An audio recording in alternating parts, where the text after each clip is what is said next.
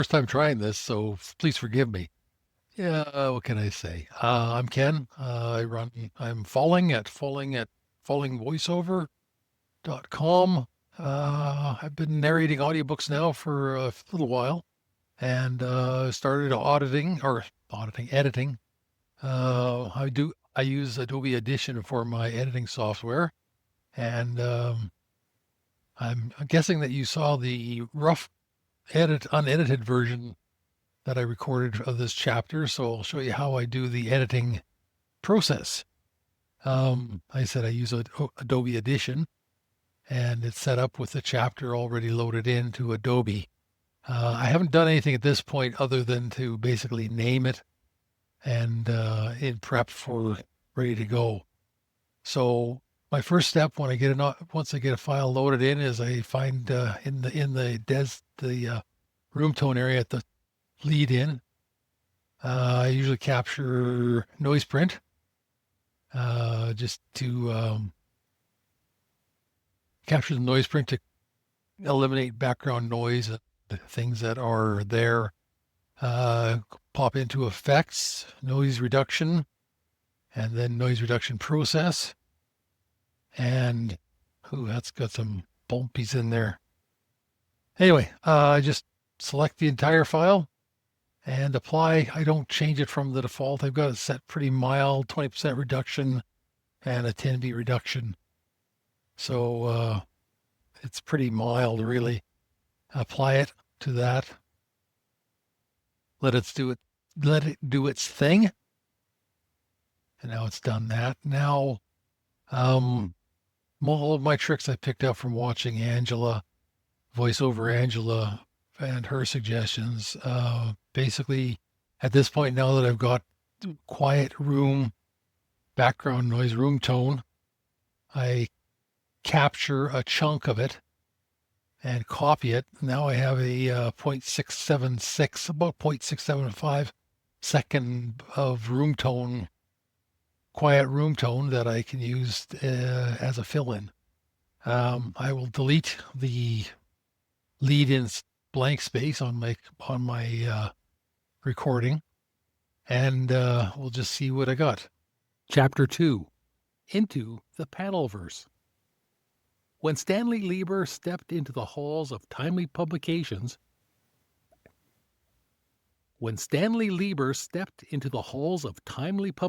Stop, you stupid machine. He wasn't chasing greatness. He was chasing a job.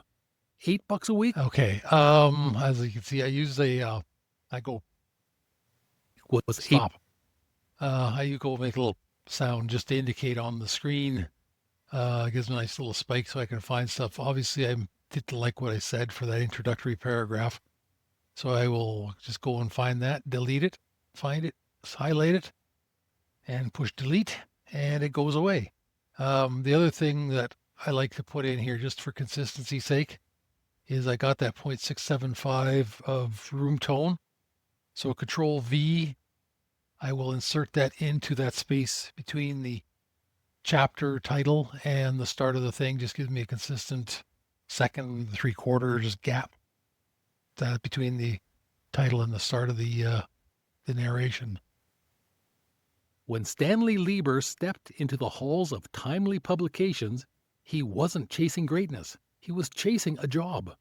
$8 a week was $8 more than nothing. The floors creaked, the deadline screamed, and the office air was heavy with cigarette smoke and ink. But something else lived in that room too. Potential. Comics in 1939 were not considered art. They were barely considered writing. They were seen as cheap entertainment for kids, the kind you rolled up in your back pocket or threw away after reading. And yet, week after week, issue after issue, they kept selling. Because comics weren't polished literature. They were pulp lightning. And Stan, still a teenager, was about to help.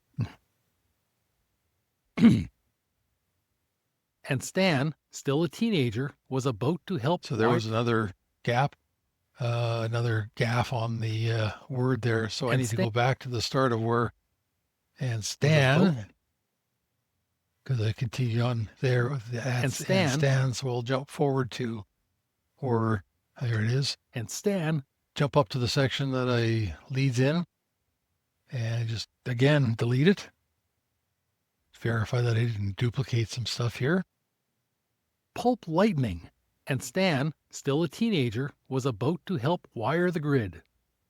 Timely Comics was founded by Martin Goodman, a sharp-nosed publisher who smelled trends before they peaked. His philosophy: if it sells, we print it. Westerns? Check. Romance? Check. Superheroes? Sure, if they move the units. Sure, if they move units. Timely's Earth... Yeah. Okay, I Timely's know that I Earth... made a couple of gaffes here, so we'll back up here and see where I made the mistake. Superheroes? Sure, if they move the units. Sure, if they move Obviously, I units. didn't like the way I said if you move units, so we will delete that part and replace it with this part. Superheroes? Go back. Sure. Check. Romance? Check. Superheroes? Sure, if they move units. Timely's Earth... Yeah. Timely's early... Timely's... So yeah, I made obviously another flub there, so we'll just delete that little bit out. Backtrack, make sure. Sure, if they move units. Timely's early success came from a handful of flashy titles: The Human Torch, The Submariner, Captain America. These weren't icons yet. They were experiments, but they hit hard in the nation. That didn't work. These weren't icons So yet. I didn't like the way I worded that. These I'll weren't delete again. I'll just simple find what I don't like. Delete the bits. The Submariner, Captain America. These weren't icons yet. They were experiments, but they hit hard in a nation on the brink of war. Captain America Comics #1, with Steve Rogers socking Hitler in the jaw, Stoled. With Steve Rogers socking Hitler in the jaw, sold. With Steve. So yeah, stoled. So we'll cut that. Go back to the start where I edited that. And again, just pull it up to the start of the what I want to get rid of, or to the what I replaced it with, and go. America Comics #1, with Steve Rogers socking Hitler in the jaw, sold nearly 1 million copies, proof that even in fantasy, people wanted to punch back. And in this swirl... I goofed there. And in so I know I need to cut this out and replace it here. Punch back.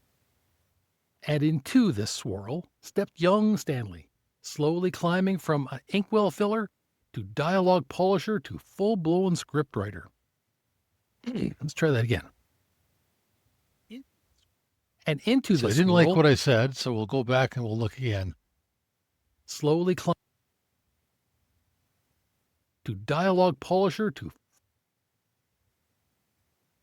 stepped young and into this swirl. So I didn't like that whole sentence, so we'll just cut that out and delete.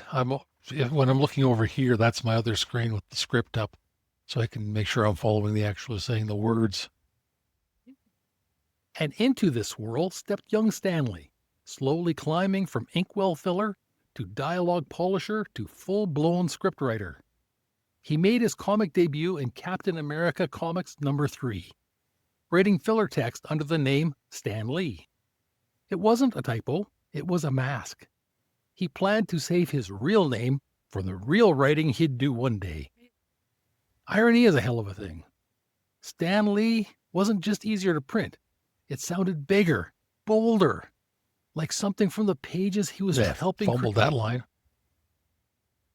It sounded bigger, bolder. Like some bolder. A little bit further back. There we go. It sounded big. And delete that. Backtrack a little bit. Stan Lee wasn't just easier to print. It sounded bigger, bolder, something from the pages he was helping. Hang on a second. There's a. Did I say it right this time? Easier to print. It sounded bigger, bolder. Okay, Like like something something. from the- Yeah. That second verse, I missed the word like. So I need to go and The pages he was something from the helping. pages. Like something from the pages he was. Pages he. I'm just going to put a mark here so I can find it again. Q marker there. And then I need to go here. Bolder. Something from the pages he was helping. From the pages he was. Like something from the pages he was.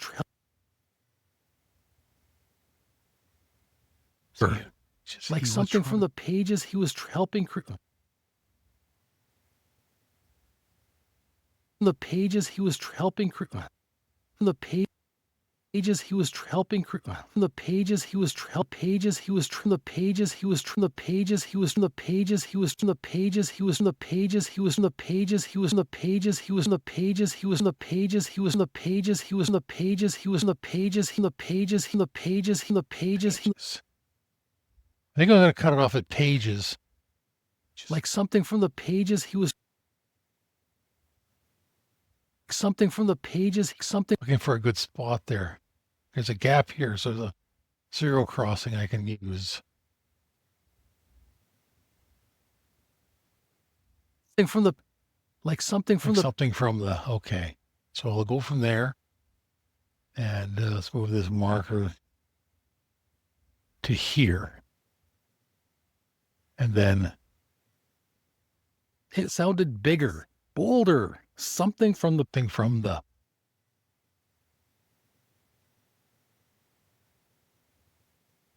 Go back and select that, delete that. Like something from the pages.